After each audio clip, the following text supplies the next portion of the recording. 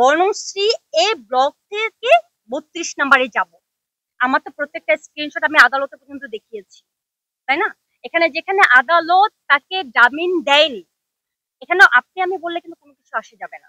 তার সাথে যে ঘটনাটা ঘটেছে তার সাথে আমার কনভারসেশন, একটা ছেলে মানুষ গাড়িতে একা, আর আমি একটা মেয়ে মানুষ, আমি একা কিন্তু কোথাও মুভ করি না, এখন অব্দি আমি কোথাও কিন্তু একা আমি কোথাও যাই না। আমার হাজবেন্ড যেদিন ওই দিন ইয়েতে ছিল না, ঢাকায় ছিল না, আমি এক ছোট ভাইকে আমি উঠাবো মধুবাগ থেকে, সে কেন গুলশানের দিকে ডানে চলে যাবে তাকে না উঠিয়ে? এটা আমাকে উত্তরটা দেন, কেন সে চলে যাবে ডানে?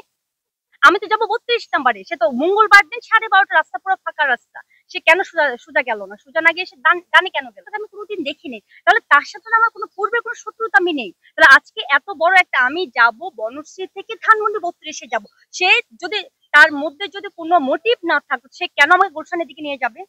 আমাকে বলেন যে আমি যে ভয়টা পেয়েছি, আমি যে নিজের জীবন বাজি রেখে আমি যে উবার থেকে যে লাভ দিয়েছি, আমি যে পড়ে গিয়েছি, যে ওইটার ইয়েটা আপনি কি বলবেন? এখন সে তো আপনার ধরেন আপনি 4000 কেন, সে 10,000 আপনার উবার সে রাইড করেছে, সেটা ফ্যাক্ট না?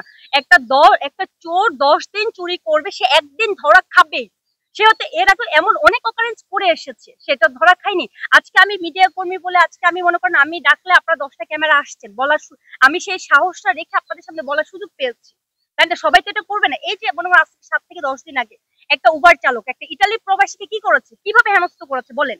সেটা একটা একটা প্রবাসী, একটা তো ফরেন, না একটা ফরেনকে কি করেছে বলেন?